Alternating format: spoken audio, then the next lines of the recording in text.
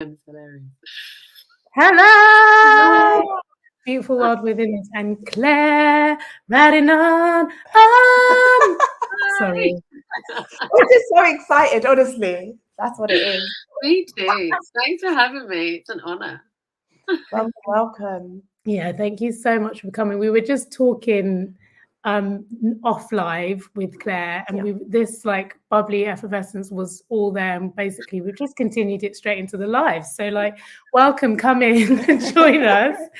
Where do you want to start? Well, actually, it would be quite nice to start with where we were just kind of finishing off with. So Layla found Claire, or not found Claire, but Layla discovered Claire before we had even made Wild Within, right? Yeah, and it was probably 2020, I think.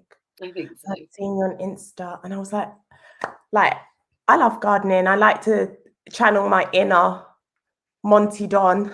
I would like to think I do. And then I saw Claire's page, and I was like, oh my gosh, someone that looks like me and doing the things that I love. And so, yeah, straight into the DMs, like, oh, asking for advice, which you so graciously obliged with. And it's just been a pleasure seeing your work, discovering your work, and just seeing all the things you're up to. So like honored and hyped that you're here. So then I was like to Amma, oh my gosh, there's this black lady and she does gardening, and like she's a horticulturalist, you've got to check her out. And you were like, oh, 1 minute, I think I know her. Well, not know her, but I think I follow her. And I was like, what? And we were like, oh my god, yeah, like Claire. And I was like, I've already messaged her. You're so freaking cute. Films are so magical. They make people have like massive feelings. I totally get it. I've definitely honestly, it's just wonderful to see. Even there's a friend that I have who's just finished training as a horticulturist, and she was saying, she was like, there are literally none of us. I was the only person of color in my class, and she was like, and I'm mixed. She's mixed black white, and she was like, I'm not even only black, and I was the only person who was brown in my class. She was like, we're so few and far between in the space, and I was like, you need to follow Claire, you need to follow Bob, you need to follow. I was literally like, go. She was like, everyone my way. I'll try and collect everyone together. It's true. There's not that many of us, but we do exist. We do exist. And it was the same way for me. For the longest time, I was doing this work without anyone who I felt I could relate to in this very particular way, because doing things like growing food and doing land work it's not what our parents necessarily intended for us, right? And it certainly isn't what my mum and dad were expecting me to end up doing. I used to work in TV. I used to work in media, because I'm a career changer. You used to produce, right? Were you a producer? I used to work in TV and then documentary. So I was a researcher and then a producer eventually. And it was then that I found this farm in New York that like totally changed my life. And ever since that like totally revelatory summer, I've been doing everything I could do to move myself towards plants. And like, it's transformative. It's one of the most magical, incredible, important things I think we can come to learn to do, no matter what, like in whatever way we happen to find is possible for us. It's just harder for us with our, for certain people who have colonization and enslavement in their legacy, in their ancestry. It's a more complicated landscape to navigate. We have an emotional like journey to go on when it comes to doing. So, I mean, not necessarily everybody. I can't speak for everyone. I can only speak for myself. But like that's certainly been true for me.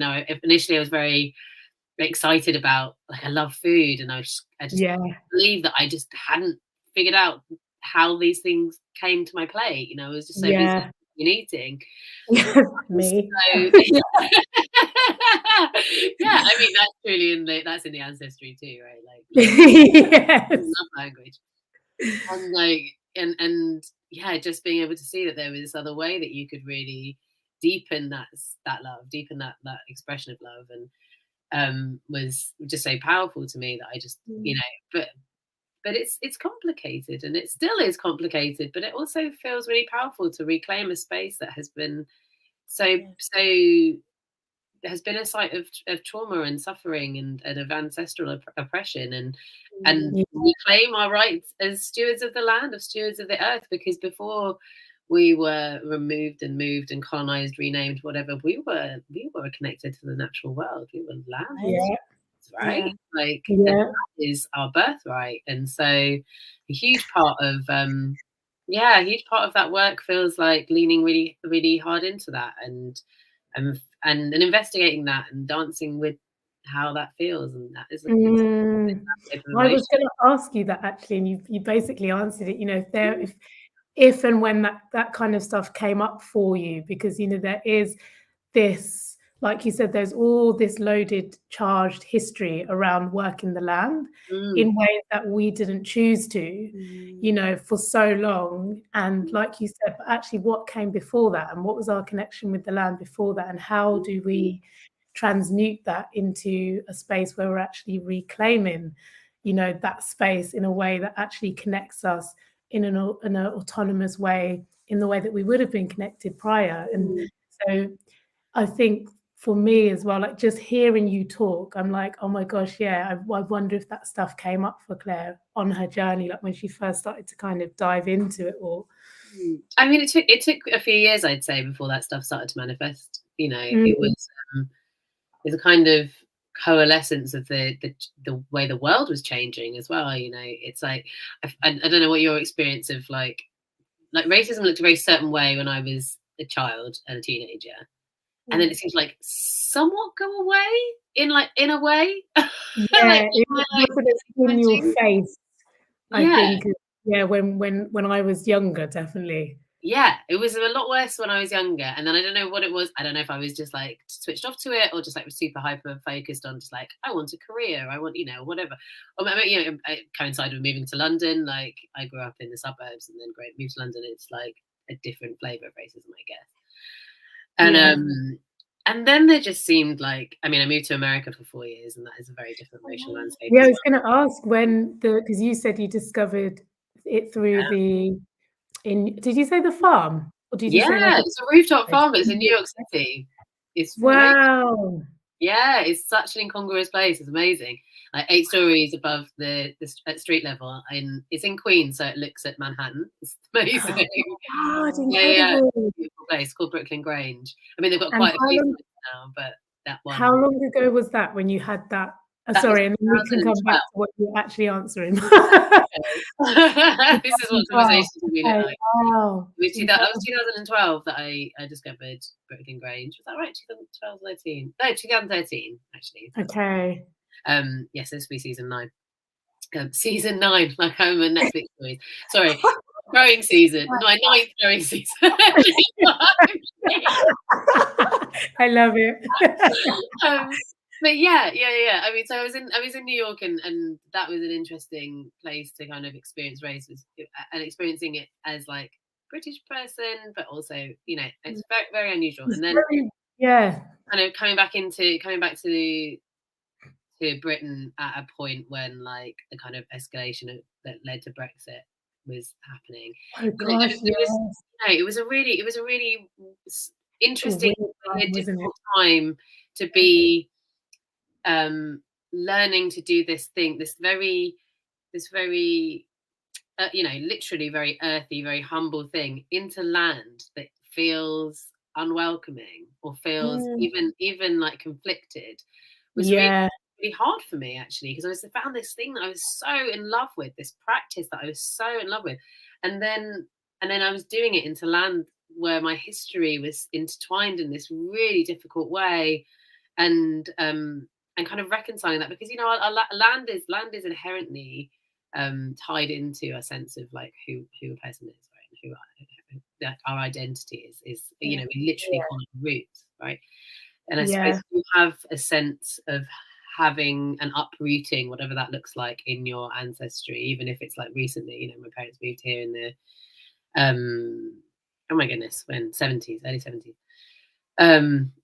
You know, that kind of disruption, that migration, that creates a tension between you know, within that kind of capacity of feeling like you have a sense of coherent identity, and that can be So growing into English soil was troublesome for me. It still is in some ways. And I suppose if I hadn't gone through a certain kind of emotional journey of feeling like I have a right to do that, and that I reclaim this practice in the name of my ancestors, that like, you know, I don't know whether I would have kept it up, but it has led to too much. It is too important to me for me to allow for that to be the narrative that wins out, you know. Yeah. So yeah, it's a very long way to answer a question. No, very necessary. How do your Loved it. peers your peers in the space relate to the work that you're doing, and you know, the kind of importance behind it? I think I'm fortunate in that all of my kind of growing work and training happened in London, and so the vast majority of it did, and so the people I'm surrounded with are very supportive and deeply on board with the conversations that problematize, you know, land work and issues around land justice and food justice and all that. You know, I'm sort of embedded in a community of very like kind of energized and political and really engaged people. So I think I'm really fortunate that my peers aren't people who, I think if my peers were people who were you know, had an issue with the way that they would already have weeded them out. Fallen away. Fallen away.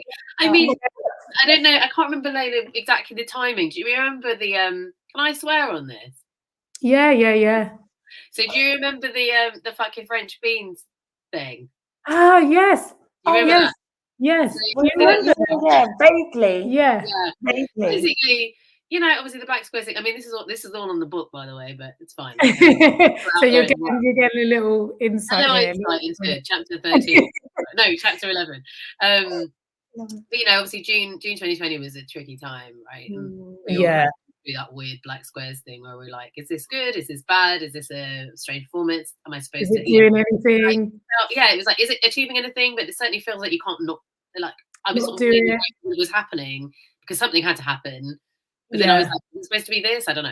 And obviously, looking back, like in hindsight, it looks sort of ridiculous, really, doesn't it? But but there was a lot of people within the kind of gardening and horticultural community who carried on posting stuff, ignoring this conversation that we were all part of. And I just got really annoyed with that. And then I wrote a set of stories that ended in fucking French beans shutting up is always an option, and like, or like, yeah, something along those lines, and which some people took objection to, you know, they objected to, which is fine. You don't have to agree with me, but I wasn't saying never post again. I wasn't saying that I'm the overlord of who gets to post right now. I'm just saying that this point when everybody else is shutting up is rude and uncool, and like now's the time to shut your face.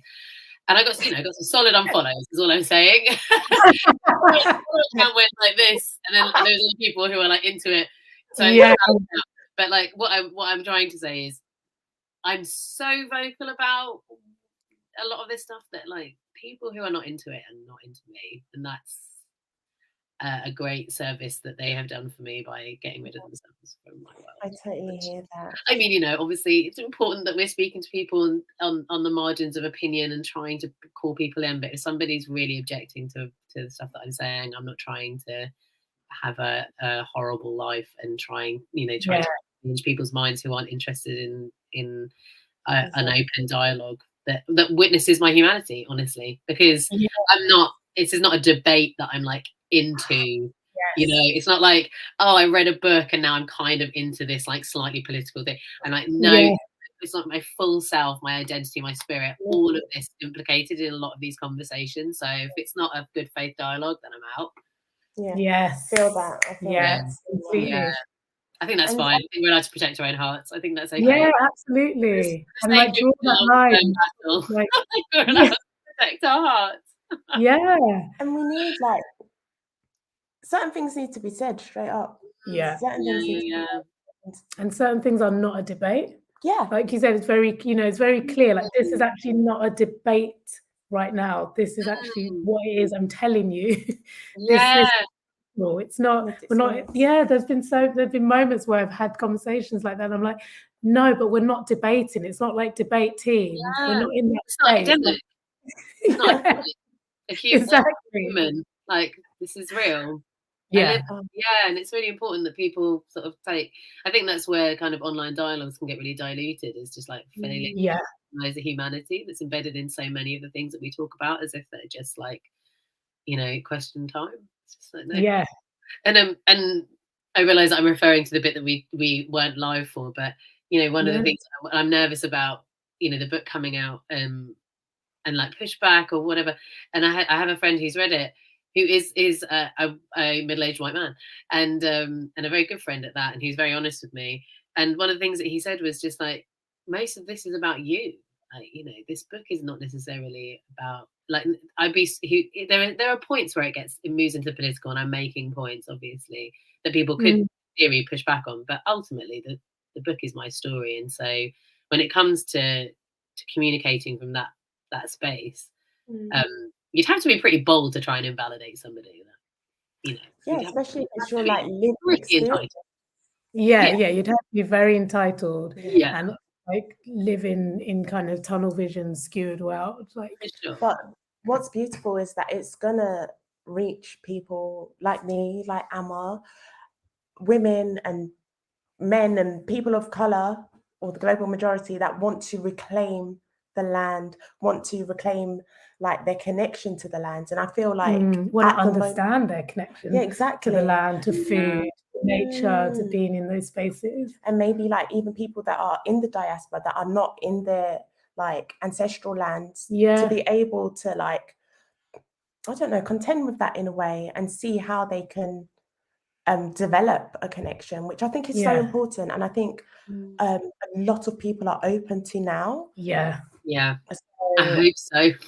So excited. No, really, we're so excited. It's dropping in June, isn't it? June this year. Go and pre-order it. June when? June 2nd.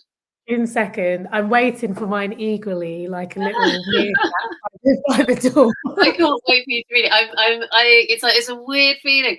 I'm so deeply excited and then so terrified of what it's mean for people to actually read these words that have just been kind of banging around my brain and in my computer for so long. It's like, it's such a wild process trying to. Writing a book is next level bonkers. I mean, some people just take it in their stride. I was like, my whole life had to stop for this book to come out of me, because the writing process is such a tough thing anyway. I mean, it's a magical thing, but it's also really challenging in that this book is it's a story. You have to write a book that actually reads like a book, right? So there's like and then there's also the actual emotional journey of having to figure out what you want to say and give it words and make it coherent and then weave it into a story. It's so many levels of complicated, and it's just been such a tussle for over a year now, and now it's nearly at the point where it's like it's going to be yours and not mine anymore, and that's an amazing magical thing, because it's you live with this book in your head and your heart and your typing for however long, and then you just offer it up, and it's not something you get to control anymore. I can't change those words. I was going to say, that's kind of like, it's incredible, but also it sounds like it'd be a bit bittersweet. Like, it's a really good lesson in learning to like let go. And like birth something and let it take its journey. But it's like, I'm sure it's going to be such a balm for many. Like, I just I'm interested in this work, and just so I'm just really looking forward to it. In the intersection that it speaks to. You said like it took about a year to write, so I can imagine it must have been an intense year. Like, how did you said it like took over, so like how did you like look after you? Like, was it all consuming? Did you manage? How did you nourish yourself? Question. I would say I did a really bad job. Honestly, I did a bad job. I still maintained, I leaned heavily on like a meditation and yoga practice, and was growing whatever I could in the kind of edges of my writing time. Looking back, I know that if I were ever fortunate enough to go through that process again, I would be much more robust with creating space for nourishment, honestly, because I think I really let that slide. And while I'm proud of how the book turned out, I do think it cost me a lot in the short term, and it's something that I'm kind of drawing back now, you know, really kind of growing, like hitting this spring with like a real commitment to growing more, with more focus, you know. Growing really took a kind of back seat to the book last spring and summer, and this year it's really kind of in the center of my mind. And also, yeah, I think I told you that I was like, the thing that I'm doing at the moment is I'm skipping every morning, and I realized that like I didn't do was move my body, and I just became this kind of like slightly stagnant, just like word. You know, I was just kind of was writing the book in my head all the time, and what I really needed to do was like move, actually, charge that energy. About this morning. It's so important. Sorry, my computer's sliding. It's so important, and it was only really after I'd really finished it that I realized I could have really done with the ritual of having done those things, and throughout the process. And I hope I have the wisdom to do that again if I ever get to it. I'm not letting it go now though. Well, you've said it now, so me and Layla are going to be like, Claire. Oh, hold me accountable. I love it. Especially when you're like in the flow and you're trying to get shit done and like and create. Sometimes you can really like literally just stay up here. Yeah. I really was. Yeah, I was very out of my body, and it was for the first time in a while that I felt like I'd really left my physical self and had just like occupying this upper portion, and then like kind of landing back in my body when things are calmed down. I was like, oh, I need to kind of reacquaint myself. Actually, it was like, and it was weird that this thing that I used to do when I was like. Last time I skipped, I was like 22, and I had a lot more energy. Because it's tough. It's so hard. Yeah, we were just talking about it this morning. I was saying I need more cardio in my life, and I was like, skipping is. I was like, it's sort of dull, but there's something amazing about that, because you really can. Like, the way that I get through it is I put a podcast on that I'm like desperate to listen to, and then I do it in 5-minute increments. So I'll just pause every 5 minutes to catch my breath. So just, I love that. Do it continuously, you'll lose your mind, like truly juicy. But like 5-minute blocks. Yeah. Every morning, half an hour. I get half an hour of a good podcast. I get half an hour of skip. Genius. And it's very sweaty. Yeah, I was gonna say, because skipping's no joke. Like when you're a child, you're like la la la la. You just skip. You don't even think about it. Da da da da da. No sweating. Yeah. Then you try to do it as an adult. 3 minutes, I'm out. Yeah, 3 minutes. Your body feels heavy. The knees are like what is this? So like half an hour. That's do it. Boxes are skippers. I know. That's why they're next level. Like I say, we're getting into it. Massage your feet for the first. Oh really? I would say because there's that. Unless you've got really open arches, that kind of bounce. So like, or like do the tennis ball thing where you put tennis ball on the floor and you're like, I just took a ritual every night of rubbing my feet just so that my muscles did tense up.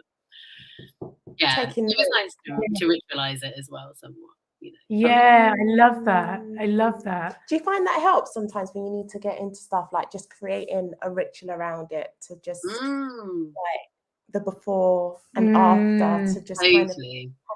Even with writing, actually, despite what I just said about kind of not doing much to nourish myself, I was very particular of like when I was struggling a bit, it would be like, right, now's the time for a tea and a nice candle and to write with a pen instead, to try and get some thoughts out of my head, you know.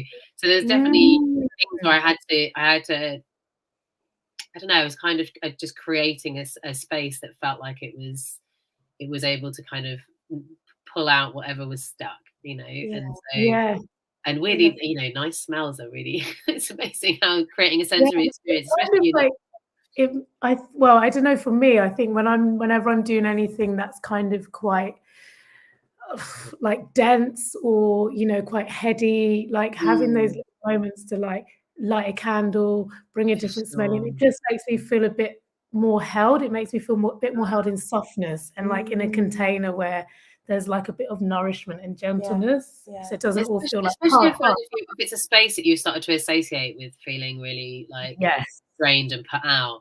It's like there's something about the kind of it's like it's a saging, isn't it? You're kind of like clearing you're just like, okay, no, I still love this place. I want to arrive here. You're trying to make this work. If so bad, then I would love you more. You know, it's like trying to create a container for that hard to move through that difficult stuff. Yeah. So I definitely did that quite a bit. Yeah. And do you have, because when we always shoot over quick fire questions to our guests before we sit down and have this chat, and I really loved your ritual that you have to like signify the end of your working day of making a fennel tea.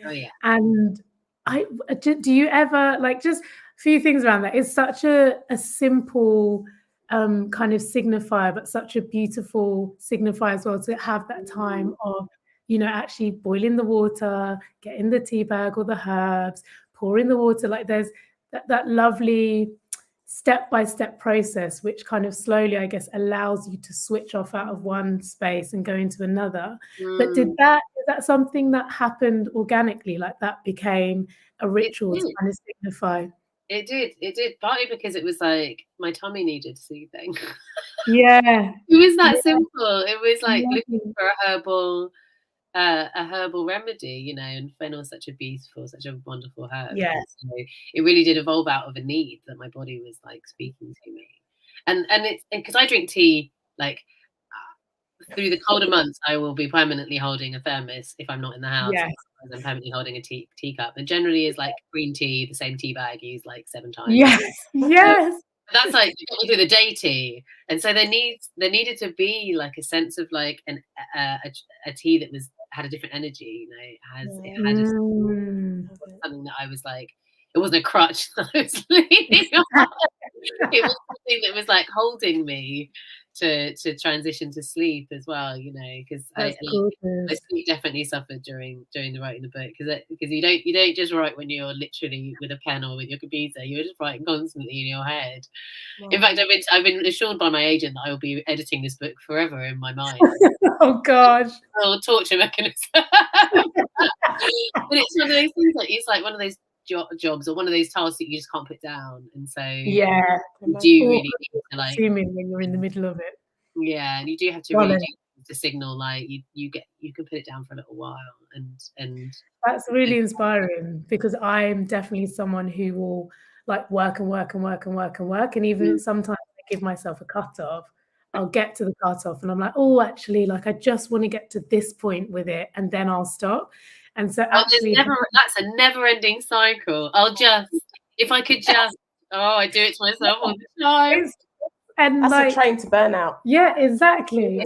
Which is, and I've been there, you've been there, we were talking, and it's just, burnout is not like, it's horrific to kind of recover from. So just you know, that is a little ritual that I might steal from you, Claire, because I'm a big herbal tea lover, and you're obviously trained in herbal medicine, and you love herbal.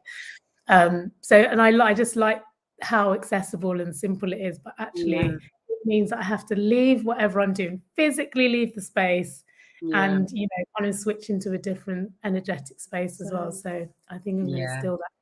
Can I ask, like, for somebody that wants to kind of get in, like, back into nature, back in, like, in touch with the land, like, how would someone who's like not like doesn't know how to, or not like used to that, doesn't know where to start, like, how would you, what would you suggest? I mean, there's a number of things. I mean, this is I can plug my first book, which is about, we love the first book.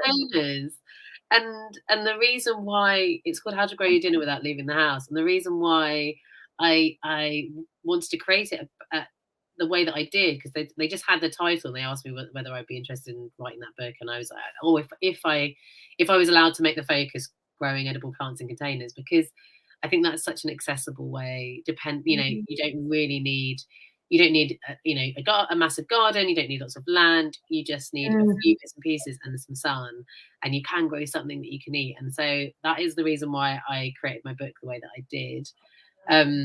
I'd also really recommend volunteering.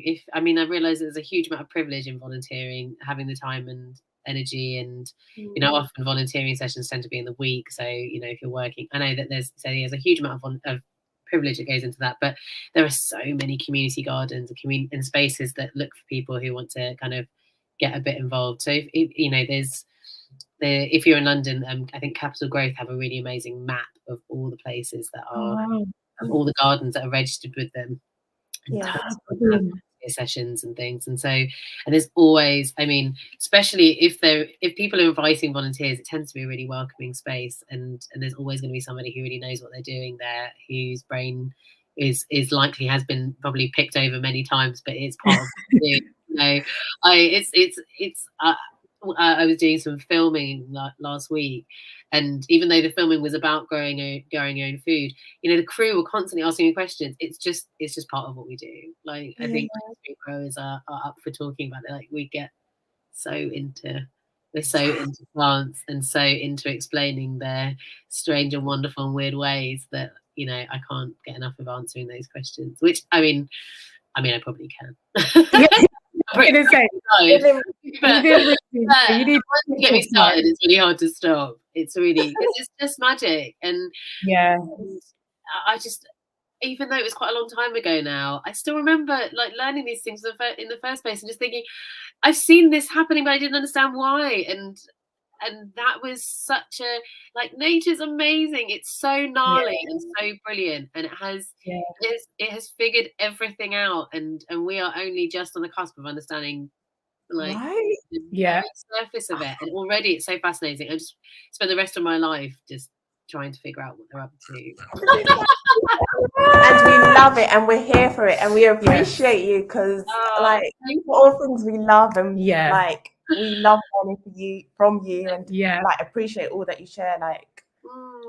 Thank you so much. Sorry, I turned myself into the sun in the halfway. I just realised I sat there. It's great. The moon rose. I realised I'm really orange.